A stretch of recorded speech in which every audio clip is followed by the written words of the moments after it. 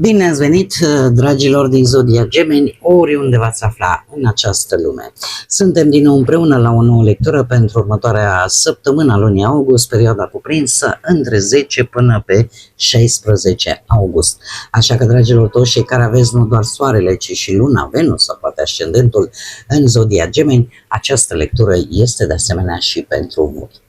Desigur, nu uitați, este totuși o lectură general colectivă, așa că vă rog să luați decât ceea ce va rezona cu voi. Dar, desigur, înainte de a începe lectura voastră, așa cum am făcut până acum și cum o să fac la toate zodiile, pentru că alminteri nu m-aș simți eu liniștită dacă nu o fac, vreau să fac o mică paranteză pentru că în această săptămână, pe data de 12 august, are loc, așa cum probabil mulți dintre voi știți, o eclipsă totală de soare. Așa că vă rog, în special pe cei care știți că este vizibilă din locul în care voi vă aflați în acest moment. Eu sunt, de exemplu, în Spania, va fi vizibilă de aici. Ce se întâmplă este, trebuie să aveți mare grijă la ochi, la vedere.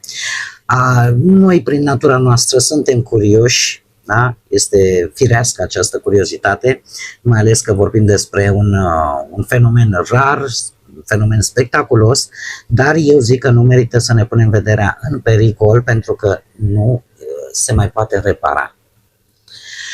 Așa că nu priviți direct soarele și nu folosiți ochelari de soare de ăștia obișnuiți. Pentru a observa această eclipsă sunt necesari ochelari speciali, potriviți pentru acest lucru, nici chiar cu telefonul, cu camera. Nu vă riscați vederea. Va dura, probabil, depinde de zonă și chiar și în zonele unde această eclipsă de soare este parțială, chiar și acolo încercați să vă stăpâniți această curiozitate dacă nu aveți ochelari speciali. Eu mi-aduc aminte că la eclipsa totală de soare care a avut loc în 2000 am folosit niște ochelari de sudură. Deci imaginați-vă e mult mai puternică și nu m-aș simți eu liniștită dacă nu aș face acest avertisment. Cu siguranță mulți dintre voi ați văzut și pe TikTok și pe YouTube și pe alte pe social media sau chiar pe internet ați văzut și citit poate vis-a-vis de această eclipsă. Sunt, cum am mai spus încă o dată, repet acest lucru, sunt necesari ochelari speciali. În altă ordine de idei, eu aș spune că este important acest eveniment, așa că voi face un videoclip separat dedicat acestei eclipse din 12 august, în care voi vorbi mai pe larg despre partea atât astrologică, energetică, cât și spirituală a acestei eclipse și vom vedea, desigur, și ce mesaje va aduc această eclipsă pentru fiecare zodie în parte. Eu zic că o să fie o lectură interesantă, dar până acolo, spuse toate aceste lucruri, haideți să intrăm în lectura noastră pentru această săptămână. Și să vedem care este energia voastră generală. Astăzi voi folosi oracolul lumini și umbre, pentru că vom avea atât lumină cât și umbră. Să vedem care este energia generală pentru dragii mei din Gemeni. Care este energia generală pentru dragii mei din Gemeni în această săptămână? Ia să vedem. Nu cred. Aveți aceeași energie ca a taurilor. Dragii mei, voi sunteți într-o energie care va elimina efectiv tot ce v-a provocat teamă, vină, gelozie, invidie, da? Veți fi mult mai strălucitori, mult mai puternici și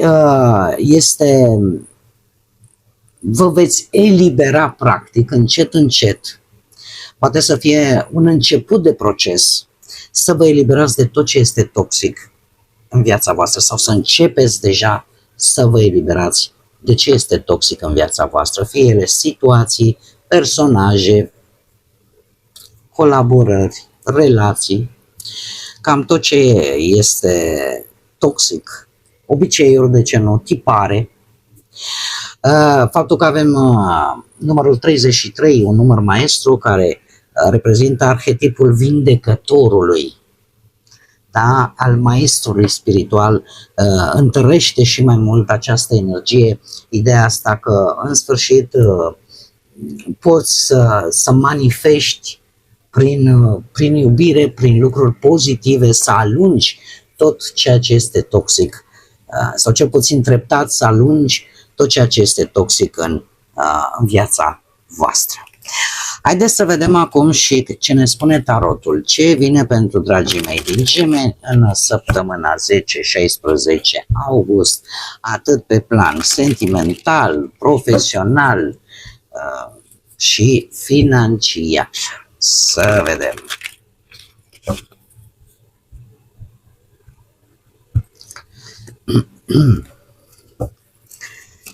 Și avem un 6 de cupe, avem lumea,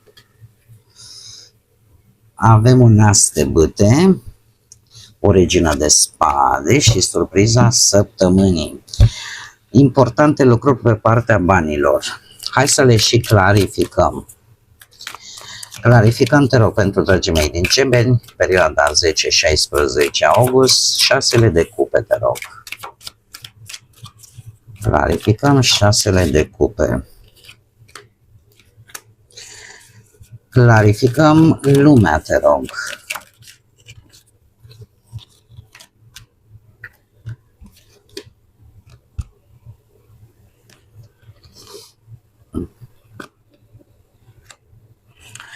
Clarificăm asul de bâte.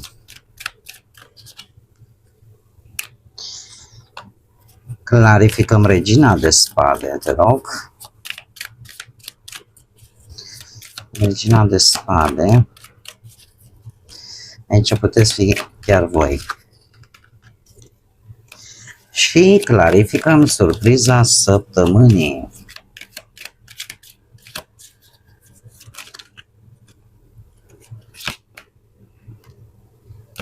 Bun. Haideți să vedem că avem mult de citit, de lecturat.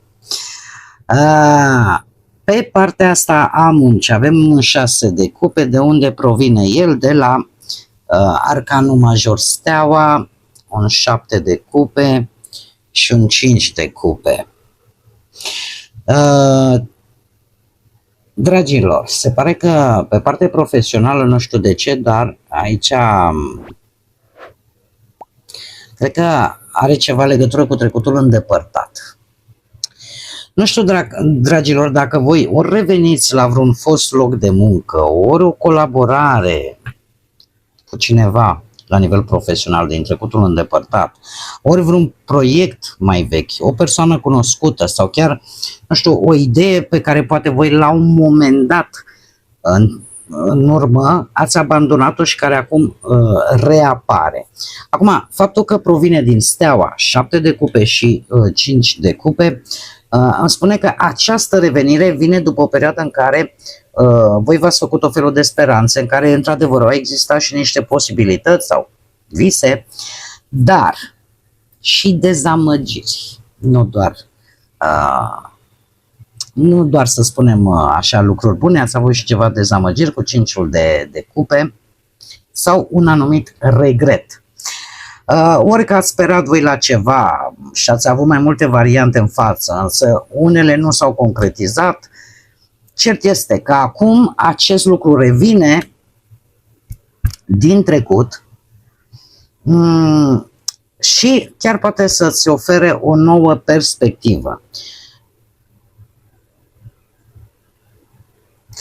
Nu știu dacă voi, dacă nu vorbim neapărat de reîntoarcerea poate la un fost loc de muncă, poate fi și reîntoarcerea la o anumită abilitate, la ceva ce voi vă descurcați tare bine, la un domeniu, da?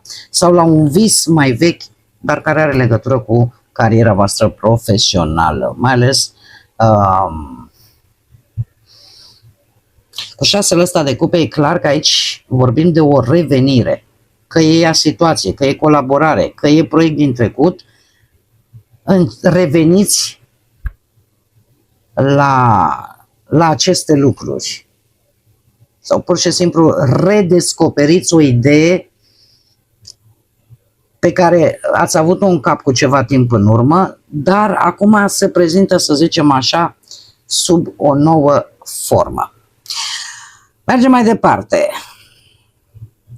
Pe partea banilor avem lumea. De unde vine ea? De la un 9 de bâte, de la împăratul Zodia Berbec, un 4 de spade și un 10 de monede. Dragii mei, pe partea banilor eu aș vedea o încheiere unei perioade, zic eu, destul de dificile. Voi veți ajunge la o formă destul de bună de stabilitate din punct de vedere financiar. De ce? 9 de bâte mi-arată că a existat anumită presiune pe finanțe. Sau v-ați luptat destul de mult, nu știu, poate să vă protejați o anumită sursă de venit, o anumită situație financiară. Avem împăratul care ne vorbește de disciplină, de organizare, de acea nevoie ca aspectul ăsta financiar să-l puneți un pic în ordine. De asemenea, 4 de spade ne poate indica o perioadă de pauză, de blocaj sau stagnare financiară, sau poate ați avut ceva probleme de sănătate și banii s-au cam dus în acea direcție.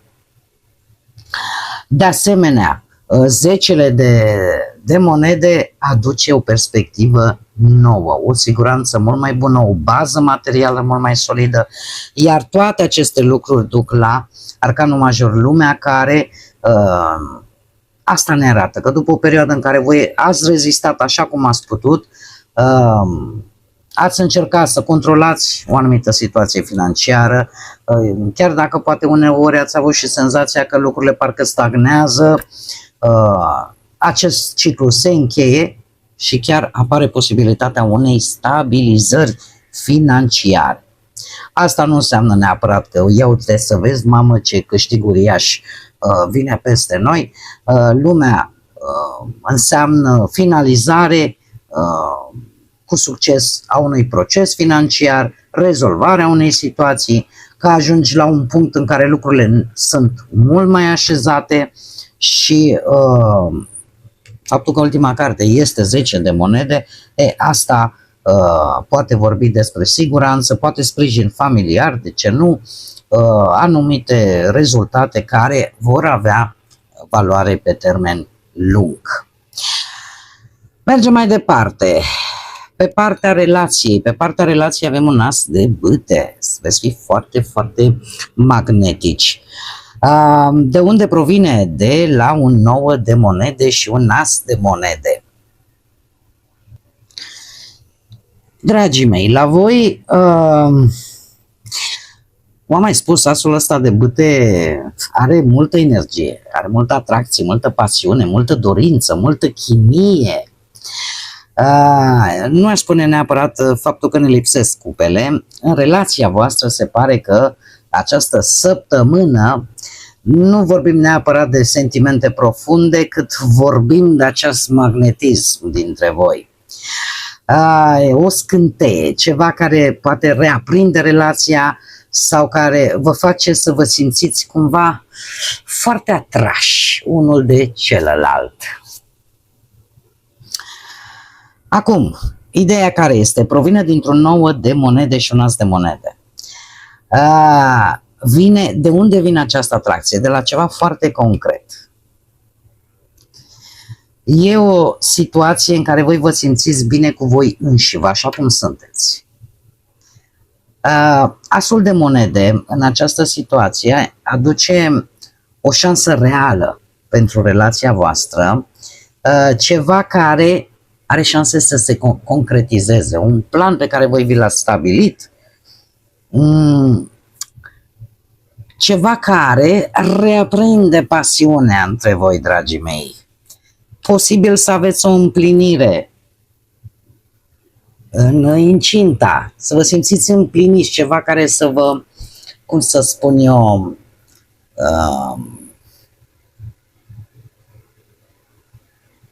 să vă facă să vă simțiți bine, voi cu voi, cu partenerii voștri. De aici ceva concret, care efectiv reaprinde flacăra dintre voi. Și apare dorința asta, trebuie să construiți împreună. Da? Să treceți la fapte, să faceți ceva real. Acum, orică unul dintre voi vine cu vreo propunere, are o anumită inițiativă, face un gest și reaprinde energia dintre voi, chiar dacă există, tind să cred că ați fi voi, nu este obligatoriu, dar de asemenea unul dintre voi simte nevoia de o anumită independență, să nu fie foarte sufocat, să nu se simtă sufocat, să spunem așa. Are nevoie cumva să-și păstreze propriul spațiu. Dar, tocmai, dacă a fost respectată această independență, să-i spunem, atracția dintre voi o face și mai puternic. Poate că și această eclipsă de soare influențează până la urmă. Cei singurei, aici avem o regină de spade, de unde vine de la Justiția, o altă zodie de aer, zodia Balanță. Aici puteți fi voi sau celelalte zodii de aer, deci Gemeni, Balanță sau Vărsător. Voi, dragilor, cei singurei, se pare că vă ridicați standardele în dragoste, în viața asta sentimentală. De ce? Pentru că regina de spade mi-arată cineva care știe ce vrea, care nu se mai lasă condusă decât de emoții și care va analiza în permanență intențiile posibilor, să zicem, parteneri, asta dacă sunteți interesați de acest lucru. Justiția, desigur, întărește această idee. Voi puteți fi într-o perioadă în care cântăriți foarte bine lucrurile, trageți concluzii după experiențele pe care le-ați avut în trecut și se pare că nu mai acceptați și încă de ceva vreme persoane care dezechilibrate, să spunem, sau care vă pun în situații nu tocmai clare. Nu văd neapărat apariția unei persoane noi, deși, cum am mai spus, regina de spade poate reprezenta și o persoană cu această energie, cineva inteligent, direct, matur, desigur un pic mai rezervată, dar cu o sinceritate care dă de multe ori surprinde. Dar tind să cred că e vorba de atitudinea voastră și mesajul așa per general, eu aș spune că e, domne, nu mai intru într-o relație doar de dragul de a avea pe cineva lângă mine, vreau corectitudine, vreau sinceritate și, desigur, vreți ceea ce voi dăruiți să și primiți înapoi. Haideți să vedem acum și surpriza săptămânii. O aduce un rege de bâte, poate zodiile de foc, berbec, leu, săgetător. De unde vine? Ce interesant! De la un paj de monede, de la ceva concret, o acțiune concretă, transformatoare, care va aduce stabilitate și care, dragii mei, dragi, avem așa. Deci pe lângă zodii de foc, care vor fi importante pentru voi în această săptămână, berbec, leu, săgetător, mai avem zodii de pământ, taur, fecioară, capricorn, avem zodia scorpion. Ce se întâmplă? Ori ați început ceva la modul concret, dar care v-a schimbat viața sau o anumită parte din ea, fie ea pe plan profesional, financiar sau sentimental, v-a schimbat-o la 180 de grade și a fost nevoie de o transformare foarte puternică, dar care paradoxal v-a adus o stabilitate și lucrurile nu se vor opri aici pentru că roata destinului în această situație ne vorbește de șanse, oportunități neașteptate, schimbări neașteptate care vin în viața voastră. E așa ca un turnul Babel, așa în care, sau nu, cred că nu e cea mai bună comparație. E ca un, cum să zic, brusc. Parcă s-au schimbat lucrurile, așa cum am mai spus, la 180 de grade. Dar toate aceste lucruri duc la această energie de foc, la acest rege de bâte, care ne vorbește de ori de o autoritate, ori ne vorbește, pentru cei care poate aveți pe ascendent zodii de foc, de energie, de curaj, de inițiativă. Energia acestui rege de bâte reprezintă poate apariția unei persoane foarte active, foarte sigure pe ea, o persoană carismatică, o persoană directă, o persoană cu o energie foarte puternică, că e cineva care ia o anumită inițiativă, că vine cu o propunere, că pune anumite lucruri în mișcare și au legătură în mod direct cu voi. Eu aș spune că este cineva care va schimba dinamica săptămânii poate prin simpla sa prezență, prin inițiativa sa, prin hotărârea sa. Poate să fie o persoană importantă profesional, poate să fie un om cu autoritate, un colaborator, un partener sau chiar cineva care vine cu o idee și vă motivează pe voi să acționați. Pe de altă parte, dacă voi știți că aveți, cum am mai spus, ascendent în zodii de foc, voi, dacă stau bine să mă uit, aveți și voi destul de multe și aici, aveți și voi destul de multe bâte, energia asta de foc. Eu aș spune că latura voastră se activează, această latură de foc se activează, așa că deveniți mai curajoși, mai hotărâți, mai vizibili și veți lua inițiativă, veți avea inițiativă. Dar eu tind să cred totuși că este o energie a cuiva. Haideți să vedem și care este mesajul final pentru voi, dragilor din Gemeni, în săptămâna 10-16 din oracolul Copilul Interior. Ia să vedem ce avem aici. Avem partea de lumină, atenție, direcție și scop. Și avem și partea de umbră, care ne vorbește de confuzie, distragere și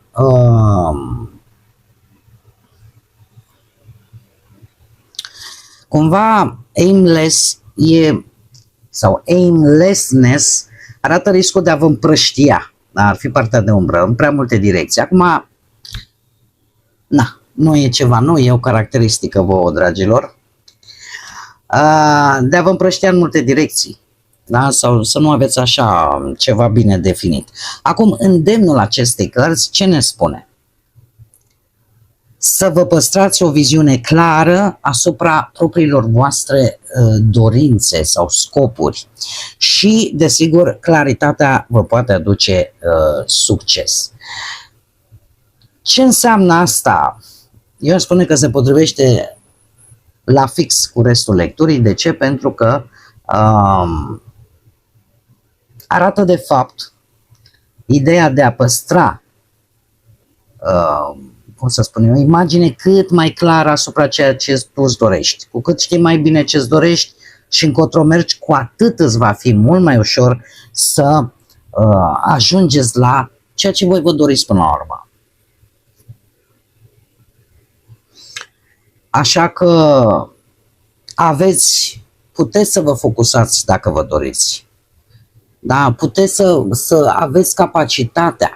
Sunteți în faza asta de lumină de a vă găsi și a găsi un scop direcției voastre în viață.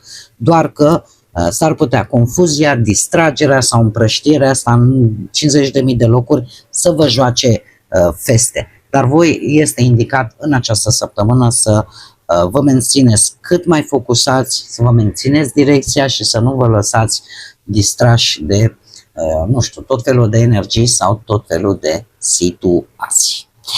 Bun, dragii mei, cam aceasta a fost lectura pentru voi. Eu vă mulțumesc desigur tare mult că ați fost alături de mine, iar până data viitoare, când ne vom revedea La o nouă lectură, nu uitați, suflete frumoase, să gândiți înalt, să zburați înalt și, desigur, să lăsați ca pacea, credința, lumina și iubirea să vă însoțească la fiecare pas.